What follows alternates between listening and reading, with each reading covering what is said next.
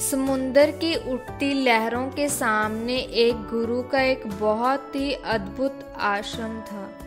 आश्रम से भी अधिक अद्भुत वहाँ की कहानी थी। वहाँ रहने वाले गुरु एक ऋषि ने अपना संपूर्ण जीवन विज्ञान और आध्यात्मक के लिए समर्पित कर दिया था। शाम के समय पास के गांव में के कुछ युवक ऋषि के उपदेश सुनने के लिए आश्रम पहुंचते थे। एक दिन संध्या प्रवचन के दौरान एक युवा ने गुरु से एक सवाल पूछा। उसने कहा, गुरुदेव, मेरा मन बहुत अजीब है। मैं खुद से कहता रहता हूँ कि मैं वही गलती नहीं करूँगा, लेकिन मैं बार बार वही गलती कर देता हूँ। मैं अपनी ही की हुई गलतियों का पश्चाताप करना चाहता हूँ, पर मेरा मन हमेशा अशांत रहता है।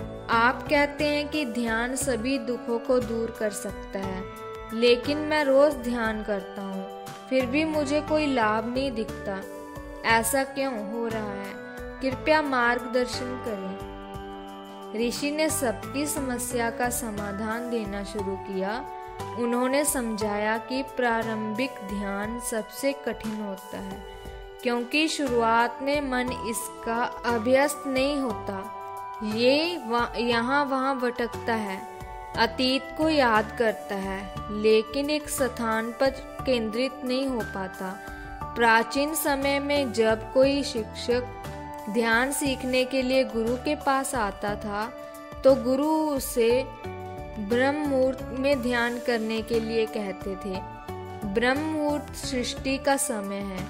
इस समय पूरी प्रकृति एक नए दिन की शुरुआत करती है। पक्षी पेड़ों पर चहकते हैं, मुर्गे बांग देते हैं, कमल खिलते हैं और पूरी प्रकृति सुंदरता से भर जाती है। प्राचीन ग्रंथों के अनुसार 24 घंटे को 30 मुहूर्त में विभाजित किया गया है। प्रत्येक मुहूर्त 48 मिनट का होता है।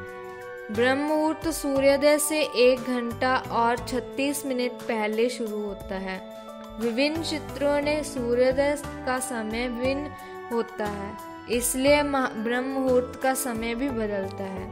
गर्मियों में यदि सूरज 6 बजे उगता है तो ब्रह्म मुहूर्त 4:24 बजे शुरू होता है। सर्दियों में यदि सूरज 7 बजे उगता है तो ब्रह्म मुहूर्त 5:24 बजे शुरू होता है। सरल शब्दों में सुबह 4 बजे से 6 बजे का समय ब्रह्म मुहूर्त कहलाता है।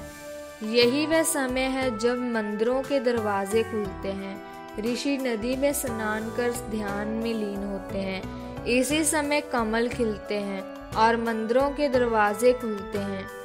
आइए समझते हैं कि इस समय हमारे शरीर में कौन कौन से परिवर्तन होते हैं। आयुर्वेद कहता है कि मानव शरीर 3 ऊर्जाओं या 3 दोषों से बना है, वात, पित्त और कफ। ये तीनों ऊर्जा हमें पूरी तरह से नियंत्रण करती हैं। यदि हमारे शरीर में इन दोषों का संतुलन बिगड़ जाता है तो हम विभिन्न रोगों से ग्रसित हो जाते हैं। इन तीनों में से वात सबसे महत्वपूर्ण ऊर्जा है। वात के असंतुलन से हमारे शरीर में 80 अलग अलग रोग उत्पन्न होते हैं। पित्त के असंतुलन से 40 रोग और कफ के असंतुलन से 20 रोग होते हैं। इसलिए इन 3 दोषों में से वात सबसे महत्वपूर्ण है। वात हमारे शरीर में सुबह 2 बजे से 6 बजे के बीच सबसे अधिक सक्रिय करता है, जो ब्रह्म मुहूर्त पहले का समय है। जो लोग ब्रह्म मुहूर्त से पहले उठते हैं उनमें वात संतुलन रहता है।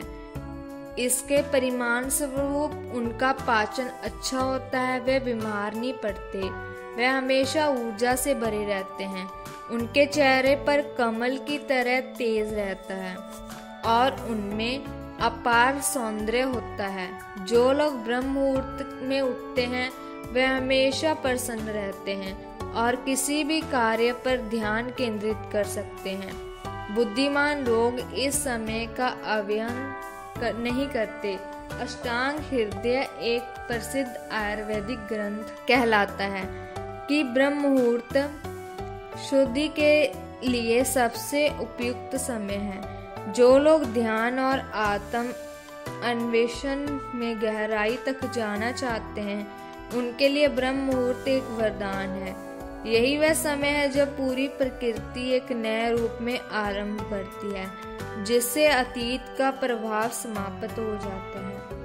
दिन के किसी भी समय ध्यान के बाद आपको अपने जूते उतारकर घास पर नंगे पांव चलना चाहिए। यह आपकी त्वचा और आंखों के लिए बहुत लाभकारी है। ध्यान और योग के बाद शारीरिक व्यायाम भी करना चाहिए, खासकर ब्रह्म मुहूर्त के समय। जब हम ब्रह्म मुहूर्त में पसीना बहाते हैं तो शुद्ध ऑक्सीजन हमारे रक्त में पहुंचती है, जिससे हमारा रक्त संचार अच्छा होता है और हमारे शरीर में सभी अशुद्धियां निकल जाती हैं। व्यायाम के बाद आप पूरे दिन ऊर्जावान महसूस करेंगे। आपको सुस्ती या थकान महसूस नहीं होगी। लोग आपसे मिलने में खुशी महसूस करेंगे और आपके साथ बात करके राहत महसूस करेंगे। यही सफलता का सबसे बड़ा रहस्य है। जो लोग सुबह उठकर ध्यान और शारीरिक व्यायाम करते हैं, वो जीवन में सबसे बड़ी उपलब्धियों को प्राप्त कर सकते हैं।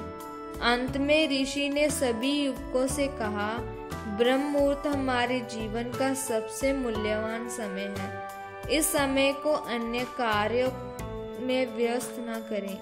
आप इस समय का उपयोग अपने आत्मिक और मानसिक विकास के लिए कर सकते हैं। इसके बाद ऋषि ने सबको विदा दी और चले गए। तो दोस्तों, आपको ये कहानी कैसी लगी, कृपया हमें कमेंट सेक्शन में ज़रूर बताएं। यदि आपको ये कहानी पसंद आई तो कृपया हमारे इस चैनल को अभी सब्सक्राइब करें और बेल नोटिफिकेशन दबाएं।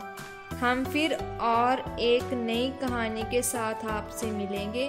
तब तक अपना बहुत बहुत ध्यान रखिएगा। धन्यवाद।